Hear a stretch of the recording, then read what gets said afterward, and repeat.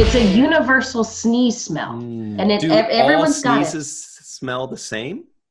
Yes, there's like that germy smell in your sneeze, and it's human. It's the human smell of a sneeze, and it's nasty. It's nasty.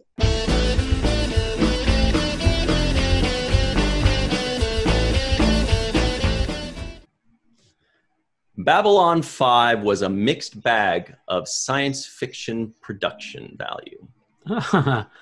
Babylon 5 was trying to be Deep Space Nine. Babylon 5 was a theatrical, old-feeling costume party. Babylon 5 was intergalactic planetary. Yep. Very nice. Hello, everybody, and welcome to Fallingtower's Watch the First podcast in which Michael Kenyon Rosenberg points to the sky, and we watch the first episode of a series so that you don't have to. With us, as always, co-CEO, superstar, and pointer extraordinaire, Michael Kenyon Rosenberg. Hey, everyone. There you are. Special guests, two of them, Melissa Longo, actress, and Roz Stanley, actress. Hi. Today we are reviewing, as you may have guessed, Babylon 5, Season 1, Episode 1, not to be mixed with the movie. Episode 0, I guess. Yeah, I guess there was like... and it's called Midnight on the Firing Line.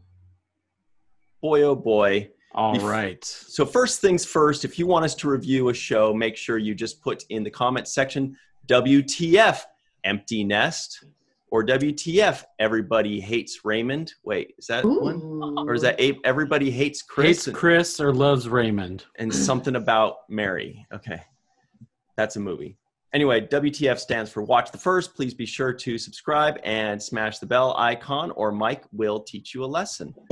And put it in the comments below, not just in the chat on the side, because we're lazy and we don't like to go through that after the thing is over. Yeah, in the comments section below, it's there forever. So before we get started, first thing we do is we like to put on our genie hat and make predictions. Michael and I have known each other for a multitude of decades, or more, 2+. Yeah. No, almost. Just do 2+. Okay. And so we like to predict, knowing each other so well, if the other person liked it. Michael, I'm going to guess that you liked it, but I mean, geez, you liked Red Dwarf, for God's sake. I think that you liked it, but that you weren't enamored with it because it was just felt like it was just missing something. It felt like it just didn't really capture your interest or grab at your heartstrings. That's my guess. And if I'm going to do bonus round, I'm going to say Melissa liked it straight up. She liked it, but she has some qualms with it. I'm going to say that Roz is going to struggle to find positive things to talk about. Like always. What do you think, Mike? So my guess is that Roz did not care for it, and that Melissa kind of liked it. She wanted to like it, but was not really able to get into it. Ryan, I think, really was put off by it and did not care for it at all. Yeah, but look at my hairdo. Oh, wow. Beautiful.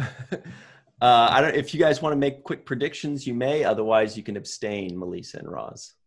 I'm going to say I think Ryan didn't like it. I think Michael kind of liked it. I think Melissa kind of liked it. And I can't What do you think about yet. yourself? I'm not falling for it just yet. And before Melissa tells us, everybody in the comments section in the chat, let us know your predictions, what you think we thought of Babylon 5's episode 1. What did Ryan think of it? What did I think of it? What did Melissa think of it? What did Roz think of it? Any predictions, Melissa? I predict that you will tell us how you felt about it Abstain. Oh. All right. So while you guys tabulate your votes, Michael's going to tell us what's this thing about anyway. What's Babylon 5? I'll tell you, Babylon 5. In the mid-23rd century, the Earth Alliance space station Babylon 5, located in neutral territory, is a major focal point for political intrigue, racial tensions, and various wars over the course of 5 years. In this episode, Sinclair tries to calm things down after a Narn attack on a peaceful Centauri agricultural colony rekindles old hatreds. You were killing Melissa there. Well, that's it. Now it's time to just get into it, guys. So This is it. It's the big time. Dirty. We're going to play what we expected versus what we got. This is a really fun game that, boy, oh boy, do we enjoy. Michael, before you watched this, what did you expect? I don't know if you'd heard anything. I had heard a little bit about it. I mean, I knew that it was like a space station out in space. And I knew that there were various aliens, including weird hair guy behind you. But that weird hair guy is probably like the only thing that had stuck with me from what I remember of it. And really what I expected was a cheesy science fiction show from the 90s. What did you expect, Melissa? Longo? I don't know that I expected anything because I didn't really know much about it. Yeah, I seen the ads for it, or not like trailers, but like the pictures for it. But that's about as far as I've known about it. So yeah, they were out in front of movie theaters handing out leaflets. Roz, what did you expect? With the title being Babylon 5, the Babylon, I was like, okay, it's space. I didn't know why the 5 was there. That's the name of the ship, though. But I expected just a space situation, hopefully something different. Don't know if we got it, but hopefully. I too expected a space situation. Yeah. Wow. I actually had we'll a lot find to out expect. if we got that later. Who knows? I expected something that was going to be very similar to Star Trek Deep Space Nine, but not as good. I'd never seen it before, but that's what I knew. I knew it was about a space station. I knew it was basically a similar show to Deep Space Nine, and there was a rivalry and whatever, and it was just kind of the same thing. And I knew that a lot of Star Trek fans also liked Babylon 5, and most of them would say it's not as good as Deep Space Nine, but you should check it out. You'd like it. They were advocates for it, not vehement advocates, but they were advocates for it. And like Michael, the one thing I remembered about it when I pictured it in my mind's eye was this guy's fucking hairdo. Londo McHairdo. Yeah, more on that. Londo Calhairsian. More on that later. But that's what we expected. Are you calling him a moron? Anyway. But it's also their teeth that are a certain way too. That species. We'll talk about that. We'll talk about that. See, I didn't even notice. Okay. Well, Michael, what did you get though? That's what we expected. What did you get? I got a show with terrible special effects, wooden acting. Oh! And you just slayed Roz. And a race of vampire aliens. Huh. Yeah. There's always night there. Yeah. I'm starting to get a picture. I'm starting to get a picture of whether you liked it or disliked it. It's starting to move the needle towards dislike. I thought I showed my hand when I said that it tried to be Deep Space Nine, Yeah, I was but that worried was that kinda- maybe I gave it away that I hated this show. Well, but you could have been like this, tried to be like Deep Space Nine, and it surpassed it. What do you think, Melissa? What did you get? I got a low budget television show that was doing the best they could with the tools that they were given.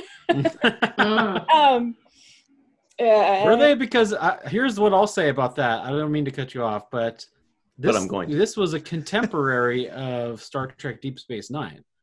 And yeah, see, I don't know where this Deep Space Nine is coming from, because I don't get Deep Space Nine at all. Really? They're apples and oranges, in my opinion. They're not similar in any way. Well, it's a space station in space. Oh, Yeah, I thought it'd be like Granny Smith apples and Fuji apples. Yeah, but just because it's a space station in space doesn't Right. mean Deep Space Nine.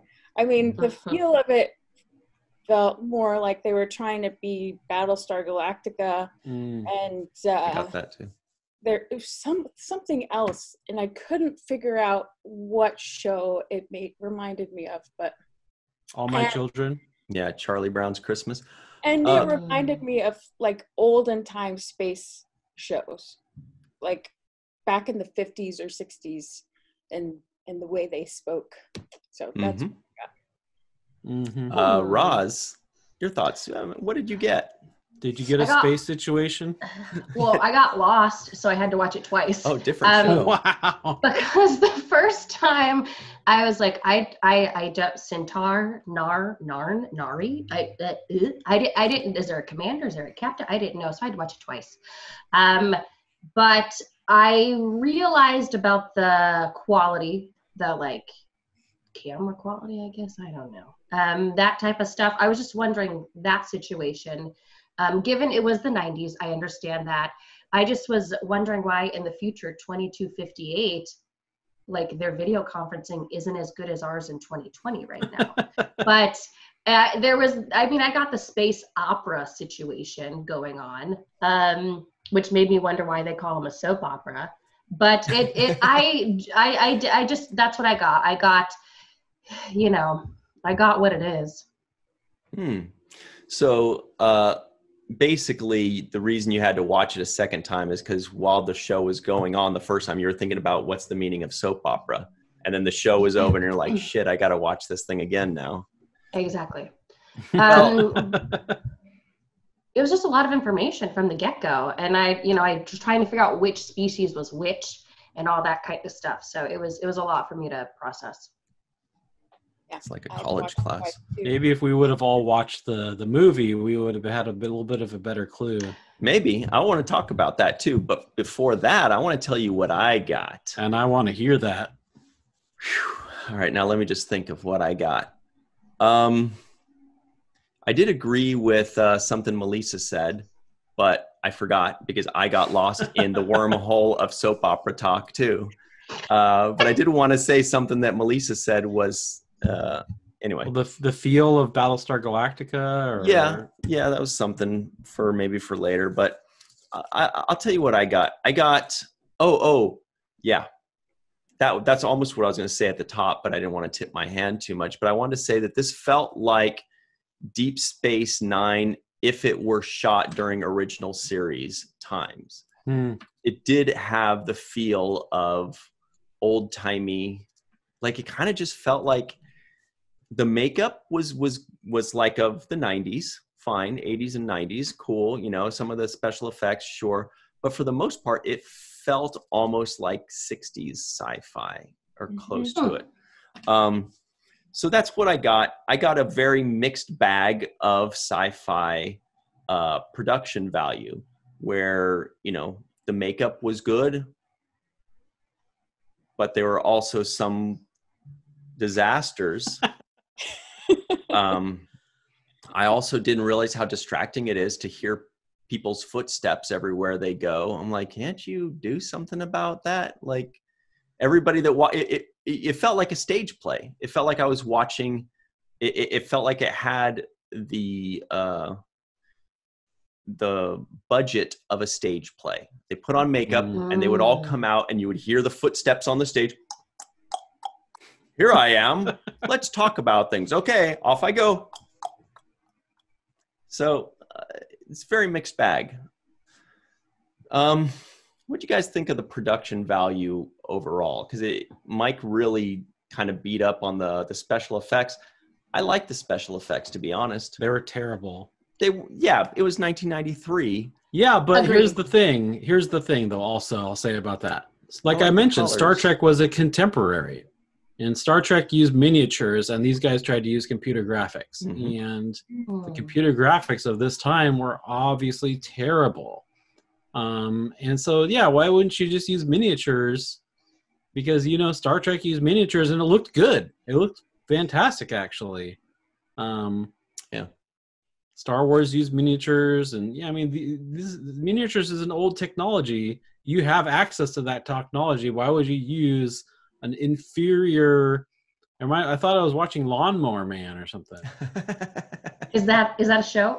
What is that? It was a movie from like the 90s where they tried to do all sorts of VR stuff. Yeah, VR, Okay. computer graphics, and it looked pretty terrible, just like this.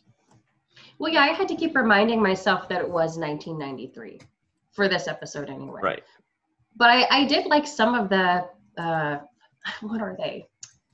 I don't know if they drew them or what, but some of those like space shots. I still liked some of them because it did kind of bring you into that world. You knew you weren't in a Star Trek or even a Star Wars world. You were in the Babylon world. Even if it was kind of, cheesy or cheap. My favorite thing about the special effects was actually what's right behind Melissa. I thought that was a cool color. And I was like, is that the entire space station or is that an arm of it? But I like that part. I like the spaceships too. I mean, like it The X-Wing sucked. fighters, you mean? Yeah, I mean, but I like that they were trying, you know what I mean? Like, yeah, it wasn't all there and it wasn't all great, but I like that they had ships and they were flying out and they were doing stuff. Melissa, how do you feel about the production value overall, or bits and pieces? Overall, I think they were trying their hand at higher technology than previously. So that the spaceships and what have you didn't bother me very much. I just don't think that the special effects matched the interior stuff, like the sets and what have you. So they may have blown their budget on special effects, so they didn't have as much budget for everything else. Like writing, Ooh. actors. Wow, this is going to be a fun one. Mike is feeling his oats today. He's taken Babylon 5 down. Yeah. Said yeah. Take it down a peg. It insists upon itself. Yeah. He wants it to be called Babylon 2.5. Babylon -6. Whoa! Roz, I don't know. What do you think? Did you think the special effects were good? Did you think the makeup was good? The acting, the writing? I mean, what Mike says everything is negative. Probably. No, I thought the makeup was good. Yeah. Okay. I didn't think everything was awful. I genuinely liked parts of this show, actually. And I liked some of those close-up shots that they got of some certain scenes in the acting. I think it does stand out against if what we want to call the rest of it wouldn't. So I think there are some genuine gems in this piece. With the special effects, I don't know if I would call them special effects because they don't seem like special effects. It's something happening because it just didn't seem like a special effect.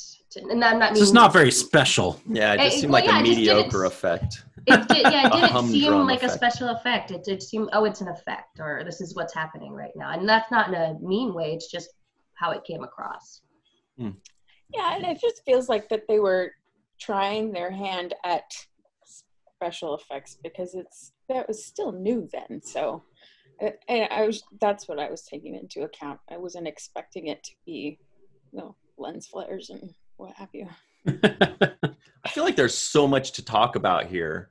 because there are so many different aspects, and I think we have such varying opinions on each aspect. So let's go into, what do you guys want to talk about, the writing or the makeup? Let's finish off on production value and get into the makeup. I thought the makeup overall was good. I thought that the creative choice for this month, this embarrassment, was like when it opened, the first thing we see is one of these guys. Yeah. And it felt like a parody. It felt like I was watching Red Dwarf. It felt like I was watching a comedy, because you see this guy, blah, like this, and kind of like in a cardboard box set going like, hey, we're getting attacked, and not really like it. Even though I knew better, my mind immediately went into, oh, this is a sci-fi comedy, or this is a cheap parody kind of thing, even though I knew differently. So this, I thought, was very bad, the makeup choice. I don't know what they did with that hair. I don't know why they did it. I really think that after the first or second or third episode, they should have been like, let's do something about the hair. And like, if you think like logically too, if you're a race of people and you have hair, like when people have different hairstyles, not That's everyone would like sci-fi though. Look at the Vulcans, and that's just how they are. And Cardassians, they all have the same cut, which is dumb. If you're creative, you'll have different hairstyles for your species. Agreed. Well, but I mean, what they're trying to do is they're just trying to like make them look a little bit different and say, okay, this is a completely different alien. Look, they've got the weird eyebrows and they've got vampire teeth and they speak like vampires. It's humanesque. A lot of, all of the aliens seem to be humanesque. Like nothing is very different formed. I did like that there was that one alien. Robotech guy. Well, it seemed like that robot was just like what he inhabited to. I mean, I don't know. Tell me in the comments if I'm right or I'm an idiot. But it seemed like that was what he used to inhabit, so that he could interact with other species on the station, so he could walk around freely. But it like when the commander was in there talking to him, he was like behind that screen and like it was like light flashing around or something like that. So I thought that was cool that was a good idea that they had like a non-humanoid alien. Yeah. Melissa, your thoughts on the makeup and aliens? Yeah, I have to agree with Ryan about the opening. The opening, it's difficult to take them seriously with anything. So when the guy got attacked and they blew up, you're like, good. I never celebrate anybody blowing up. But if you did. Well, and then I, on the second watch, because I had to watch it twice too. Oh man. I noticed the vampire teeth as well. I was like, they're vampire. Yeah.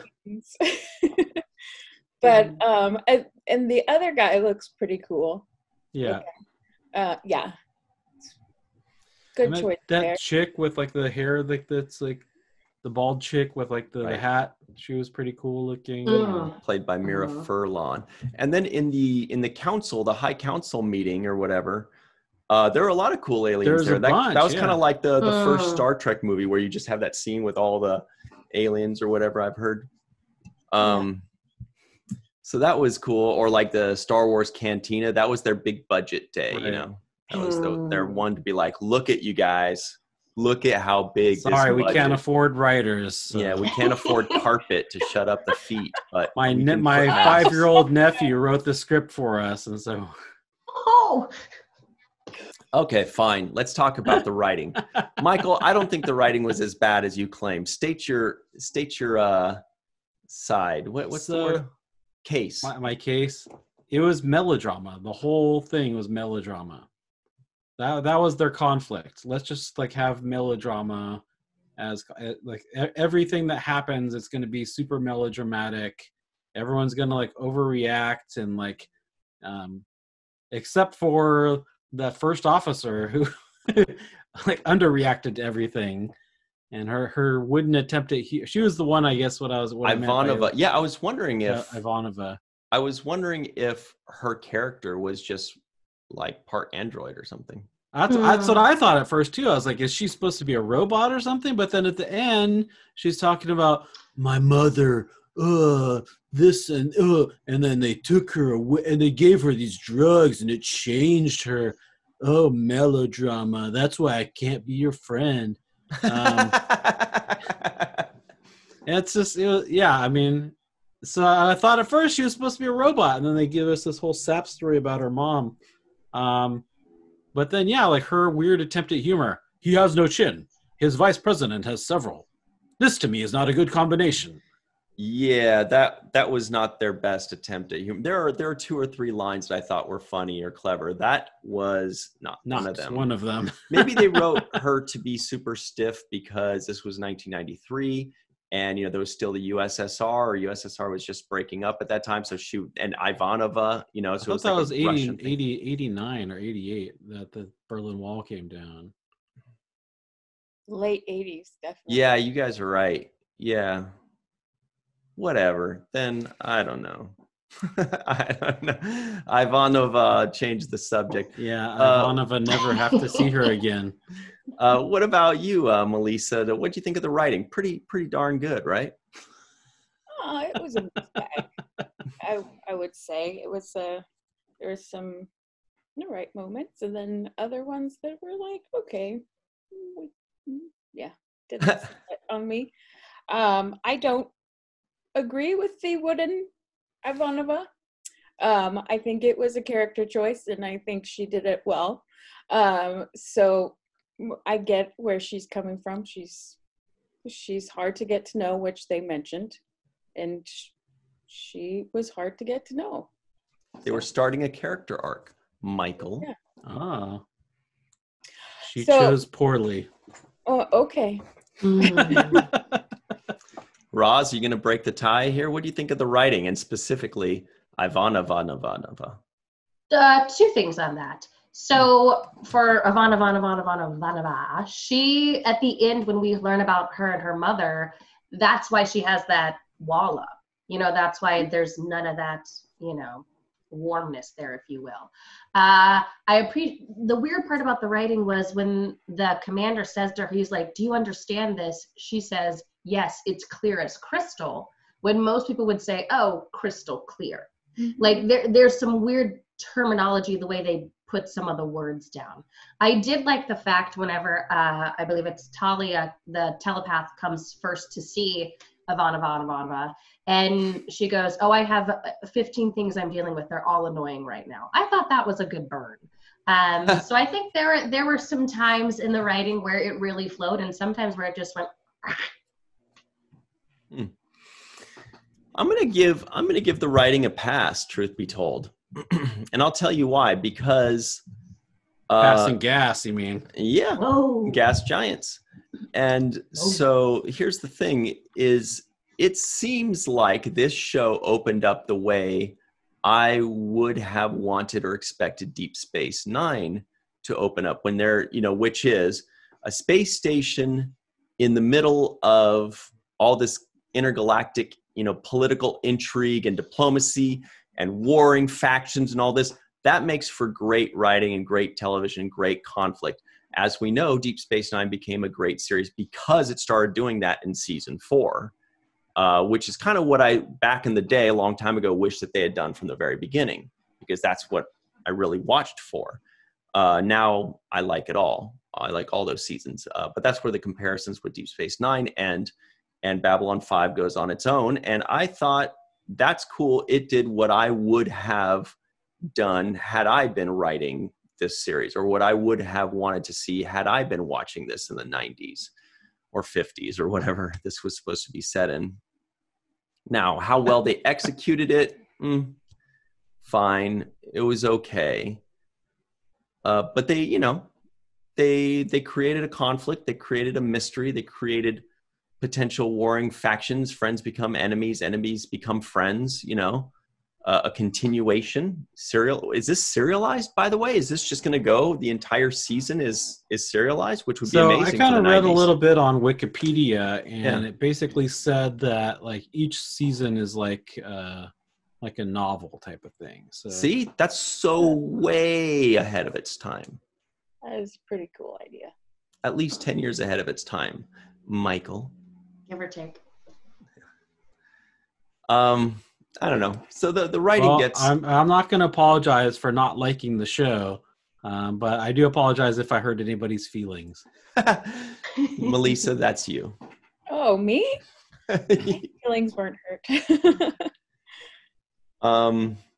Okay. So I did. He's doing the opposite of what Ivan Ivanova would do. He apologized. Ivan Ivanova would never apologize. That's a character choice.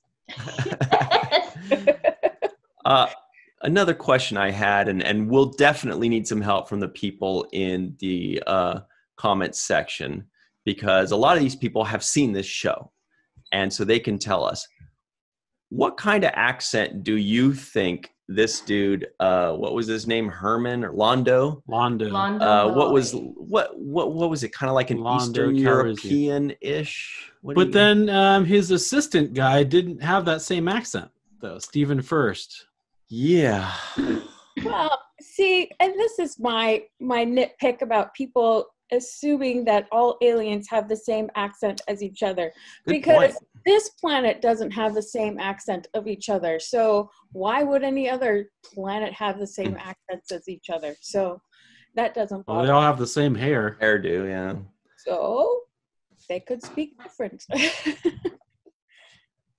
Point. Roz, what did you think of the accent? Did you think, am I talking to a Hungarian guy, or is he trying to be Transylvanian? I think he was trying to keep the teeth in his mouth. I don't think he was trying to do an accent. I think he was just, he's like, I've got this mouthpiece and I've got to figure out how to act and talk and do all this at one time. And that's probably why they had varying, accents, him and his assistant. Very good. I can't top that. I think we've come up with a solution. Although I think Mira Furlan, who played the bald lady. Dylan? Okay. Who, Mike? I tell Mike. I'll tell him. So she is like Hungarian or something in real life, I believe. Yugoslavian. Ukrainian? Yugoslavian? I feel like it was more Balkan. So yeah, either Yugoslavian, Serbian or something like that in that region. Anyway, also big shout out to Stephen First, who directed a movie for us called Cosmos, a sci-fi comedy that we did that was kind of like Cheers in space. He has since passed away, sadly, but he was a great director. He was a lot of fun. He made great jokes. He cracked us up on set. He was awesome. And we also had Claudia Christian, Michael, in our show. She was in it. I think those are the only two from this show. But yeah, Stephen First. Stephen Claudia First Christian. was also Flounder in Animal House. That was like where you got to start, I guess, right? Right. I've never seen it though. Have you guys seen Animal House? I know. No, I thought you were going to say Flounder and Little Mermaid. Little Squirmaid. Yeah. I did too. I can't believe you guys haven't seen Animal House. Nope. It was like National Lampoon's first movie. Oh. Anyway.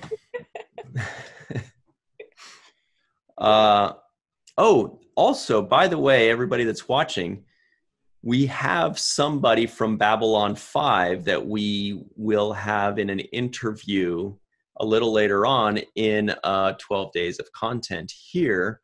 On the Seventh Rule, we will be interviewing Patricia Tallman, who was in 47 episodes, which is a very Star Trek number. She was the stunt double for Nana Visitor and Terry Farrell and Gates McFadden. She also acted in a few episodes of a multitude of Star Trek series, but in 47 Babylon 5 episodes as a character that shows up in the second season, not in the first season. I could look it up very quickly. But anyway, so stay tuned for that. She can tell us all about Lita Alexander is the character. So she's going to tell us all about the rivalry, imagined or real, between Babylon 5 and Deep Space Nine. Here's a hint.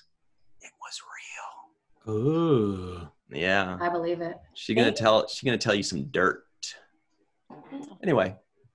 So stay tuned for that. Sorry, Babylon 5, that you were inferior. No, they're going to babble on about... No, that doesn't work. Wow. Oh, so real quick, here's a very important question that I really yearn to hear the answer to. Who's your favorite character on the show? Who is your favorite character in Babylon 5's first episode of season 1? Michael, favorite character out of the many that you clearly liked? So I guess if I had to choose one, I would say Garibaldi. Okay. For no reason other than he's one of the ones the names that I remember. Because he didn't annoy you as much as the others? As much. I mean, he had a pretty bad joke too when they're like, "Oh, Londo's looking for you." He's like, "Oh boy," or Londo's like, "Hey, Mr. Garibaldi." He's like, "Oh boy." Well, I like the joke that he made when this guy was like, "Would you have really killed me?" And he's like, "Yes, I would have." And I would have felt bad about her or something like that. He's like, because the paperwork's a pain in the ass. Yeah. I'm like, I wrote that one down too. Yeah, that one was all right.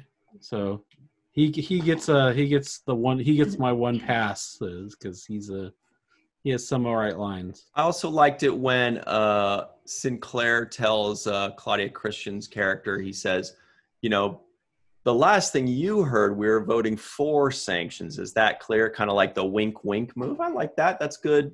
That's always Claudia nice. Christian, the Ivanova. Yeah, that's always. I don't know solid. any of these people, Ryan. I don't know how you know everyone.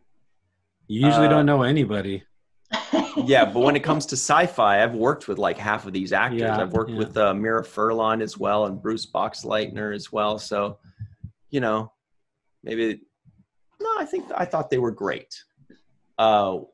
Melissa, did you have a favorite character? Oh, it's Ivanova, isn't it? It is. That's why you got that's why when Mike was like, I don't like her, you're like, you mother, I'll give you a lesson. That's my Major Kira. Well, I mean, she's not Major Kira. There's no other Major Kira.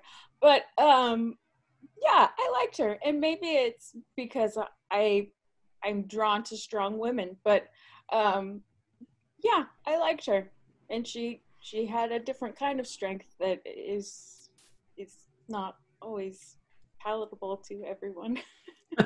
Palatable, like wooden pallet. Wow. Zip, zing, Roz. Metal. I had a tie, actually, believe it or not. But you didn't wear it for this show. Wow. I had a tie between Talia, the telepath, and Garibaldi. I love Talia's resilience when it comes to Ivanova, because she keeps trying to be like, hey, we'll get along, because they have to work together eventually. But Garibaldi, I did like the comedy he brought to it near the end when he's watching the Daffy Duck cartoon. And the lady that he's watching it with, she's like, could you explain this to me again? And he never explains it. He just keeps laughing. So I appreciated that part, because it kind of, I don't know if that was a hole in the story where he just doesn't explain, but he just keeps laughing. Or like a bad edit or something. Hey, wow. It was a good moment, I thought. And it showed well on the other actor's character as well, because the fact that he didn't explain it, she's like, is this a human thing where you don't listen to people? Like, there was more there. So, yeah, it was a tie between those two. I also thought there was a good line when, her name's Londo, I think, said, I've always had a dream of whatever. I've always had a dream. Yeah, and then the guy, you're right, that's very Dracula. And then the guy says, well, be careful. Not every dream I've heard recently ends well for you. It's like, okay, he was talking to the other dude behind you. No, he wasn't. Well, no, because Londo told him about the dream. And then that other dude, Karn or whatever. Yeah, right, at the Arboretum. Jakar. Right, you're right. He was telling him about a dream, and he's like, hey, be careful, not every dream. That's the one, you're right. And I like that Arboretum set. I was like, oh, that's cool. It felt like they were in a tough, dark, difficult space station that had an arboretum. So the lights weren't perfect and the sound wasn't perfect. I liked it. I thought that sounded cool. Now, for a favorite character, if I had to choose one. And you do. Boy, oh boy. It's a tough Londo. Boy. Londo Harrissian. You're gonna grow your hair out just to mat it down like that. I'm gonna grow my snoot out too. Your eyebrows. Yeah. So if I had to pick a favorite, maybe the Robotech guy because he didn't have any lines. No, but he looked the coolest. That was the one I was the most intrigued. Oh yeah, by. yeah. No, that's true. Yeah. The Robotech guy that looked different and cool, and you're kind of like, what's his story, or her, or they, them, there? Maybe maybe they have 4 genders, like Andorians in Star Trek.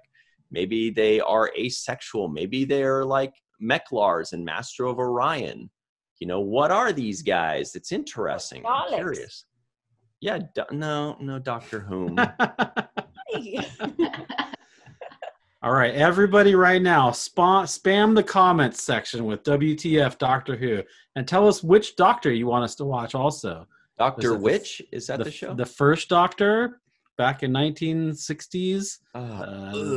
Second Doctor. The third Doctor. The fourth Doctor. Or any of the numerous other Doctors. Just to force Ryan to watch it. So anyway, gonna clean my palette there, and we'll talk about Melissa Londo. Get it? Londo is the character. Melissa Longo, let's talk about you for a moment, shall we? Sure. She's like, so you are an actress. You're an excellent actress. You light up every scene of every set that you're on, and everybody loves to have you on set. But now that we're done kissing everybody's ass here, what's a role that you've never had that you would like to have as an actress, and you're like beating down the doors to get that kind of role? That's a good question. I don't know that I have one specifically, although I would like to be cast in something other than cute and best friendy. So, Cute best friend. Have you done a villain role before? Or? Oh, that would be fun. I've played a witch before. It was really fun. I haven't been able to get a copy of that, which is frustrating. But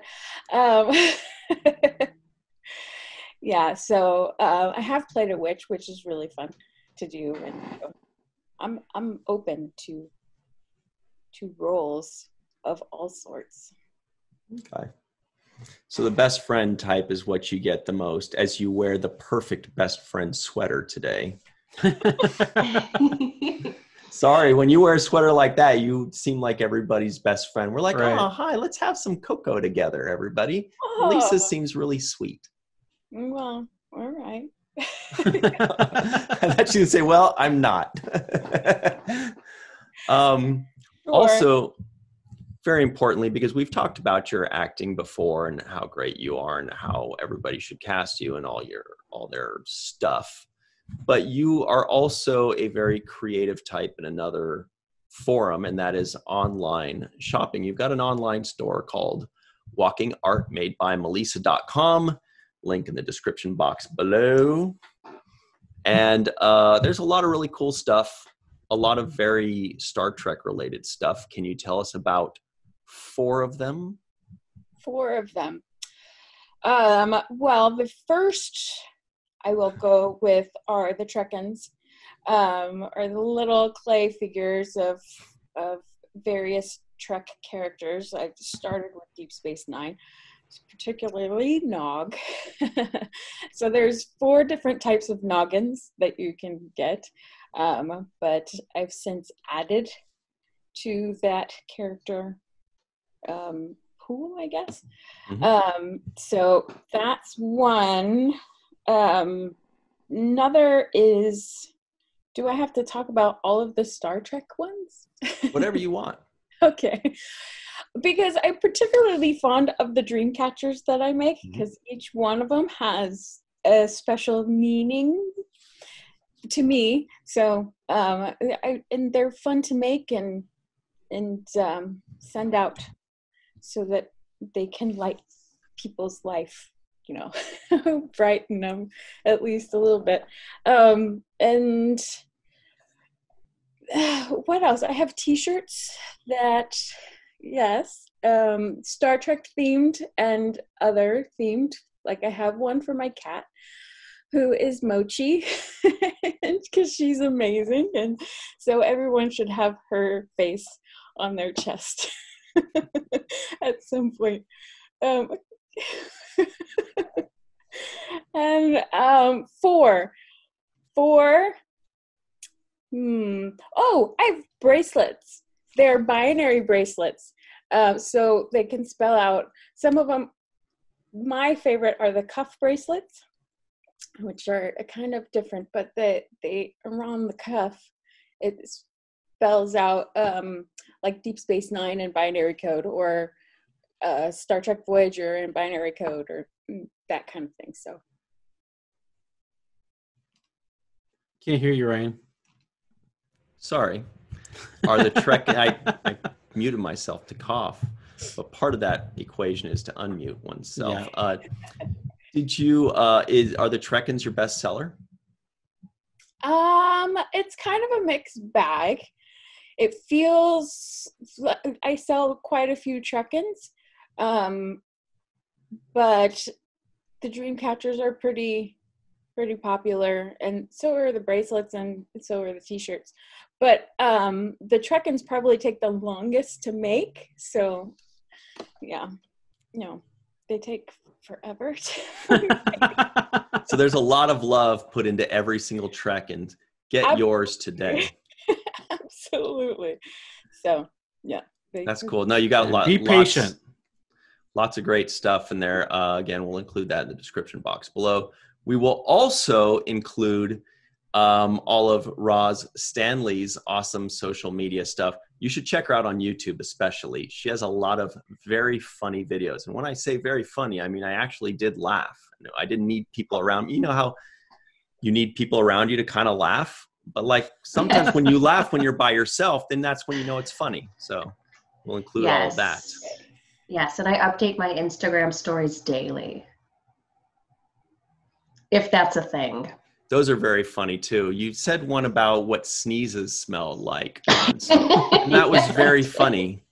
But then that was awful too. I mean, it was good, but awful. But then you didn't actually mean like your own sneeze. Like you don't smell it on the way out. You meant you smelled other people's sneezes, which is right. Well, it's even my sneeze. It's everybody's sneeze. It's a universal sneeze smell, and everyone's got it. Sneezes smell the same? Yes, there's like that germy smell in your sneeze, and it's human. It's the human smell of a sneeze, and it's nasty. It's nasty. Oh, humans are nasty beings.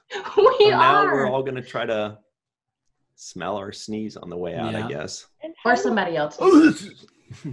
Or catch it like Mike. Waft it. Yeah, it always smells. So like if I sneeze in the car, I roll down the window to get the smell out.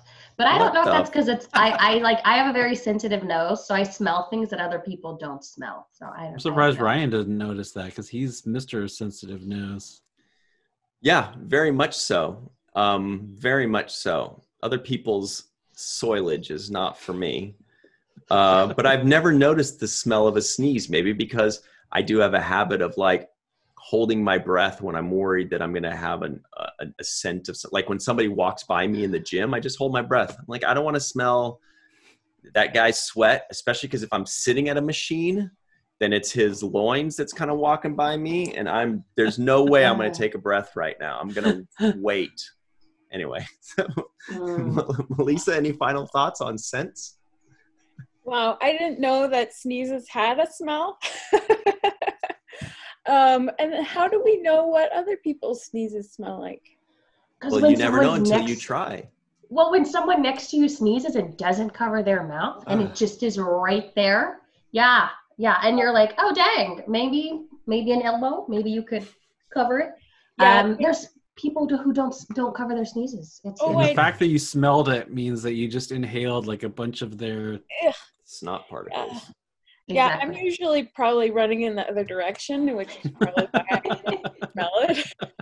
So yes, I don't need. Well, Roz is a scientist, and so a scentist. We only have a few minutes left, but before we get to the final bits, Michael, we're dying to know: have you ever smelled somebody else's sneeze? I don't think I have. All right. Well, stay You're tuned lucky. for that. Next week, Michael is going to let us know which sneezes he has smelled. He's going to try cat sneezes. He's going to try. My cat does sneeze sometimes. It's pretty cute, though. Yeah, they have like repetitive sneezes a lot of times, right? It's really cute. Yes. Anyway, so from sneezes to something we like to call affectionately the bottom line. That's it. Yep. Mike calls them the terrible twos, but we call them the bottom line. And it's the final two questions of the show. It's really the main story, the meat of the show. It's pretty much, if you're going to watch any of this show, just watch this part. Yep. But I mean, and you the wouldn't sneeze talk. If you've been watching the whole show, you wouldn't know to skip to this part. Then until sorry. Now, so sorry about that. Whoops. Michael, on a scale of 1 to 10, what would you give the first episode of Babylon 5 season 1? You watched the first episode, you embraced it, you enjoy sci-fi and stuff like that. Yeah, what would you give it? Scale of 1 to 10. You bring up some good points that force me to add some points to it. And give it a 2. Well, I was going to give it a 2, but then with all these other points that you made, I think I would have to give it a 5. That is Babylon 5. That's what you get, Babylon. Not just a title. It's a goal. Rating. it's their goal. The best they can do. Melissa, scale of 1 to 10. What do you give Babylon 5? I mean, we've babbled on long enough. What's your scale? What's your rating? I think like a 5.8. Yeah. All right. Roz, what about you? I would give a 5.5. Okay. All right, Ryan. Tell us the true score. What is the real score now? I'm going to give it... This is a scale of 1 to 10 also, by the way. Yeah, I'm going to I'm going to give it a 7.1. Wow. I know. Possibly better than it deserves, but I like what they tried to do, and I don't want to knock them too hard that they didn't have the finances to make something as good as what we'd hoped. I feel like, they tried to make a cool show. They have a cool concept. They executed it well enough in the writing. It was okay. It was 1993. It's not really their fault that they that Paramount didn't pick it up and then mysteriously came out with Deep Space Nine. Ooh. After these guys pitched it to Paramount before Deep Space Nine came out.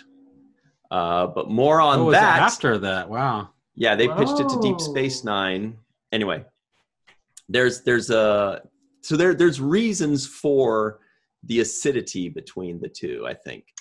But more on that in the Patricia Tallman interview. She'll tell you all about it.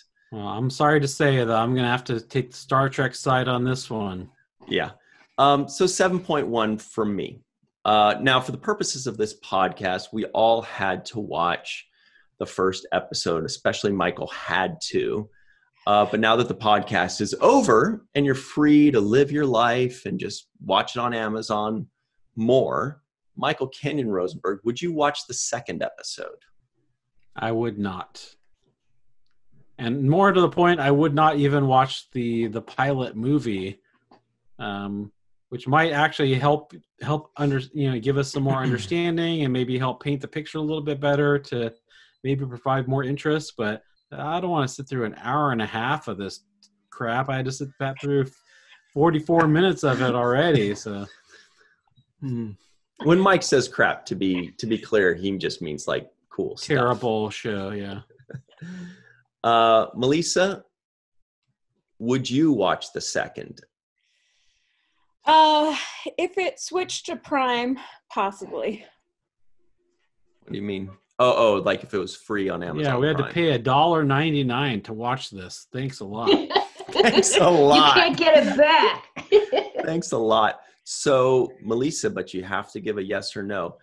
Would you, of your own volition, watch the second episode? Today, probably not.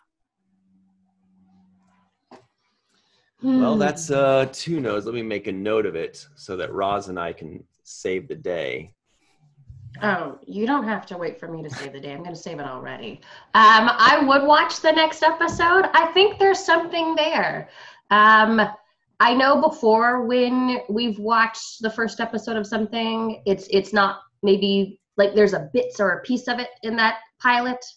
And I think there's something there, even if it's not going to be there over the whole series, because I did look at what they said about the rest of the series. But I think there's still something there to mine away at, even if the writers didn't do it. Mm-hmm. Mm-hmm. See you guys. And to complete the comeback, sadly, I would not watch the second episode. We're like, we got to save the day, but I'm not going to watch it. I failed us.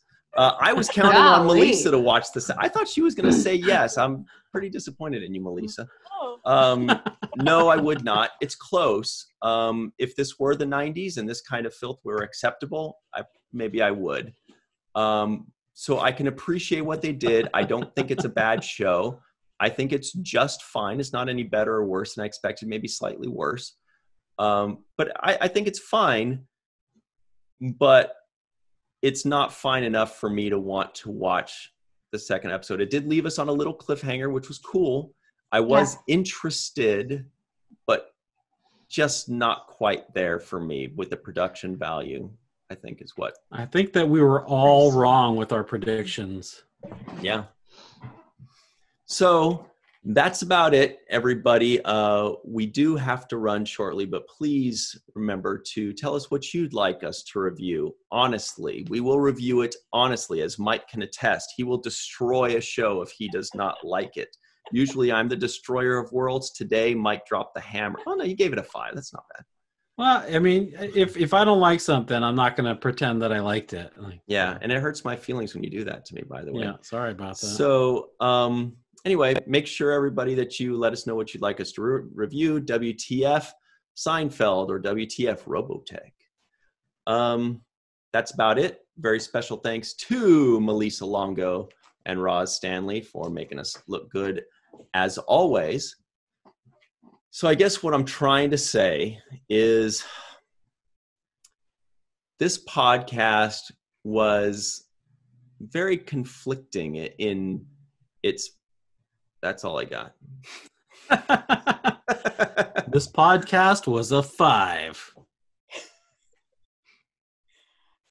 Babylon 5, sorry. Was eye-opening. Ooh. Mm-hmm. This podcast was a mixed bag.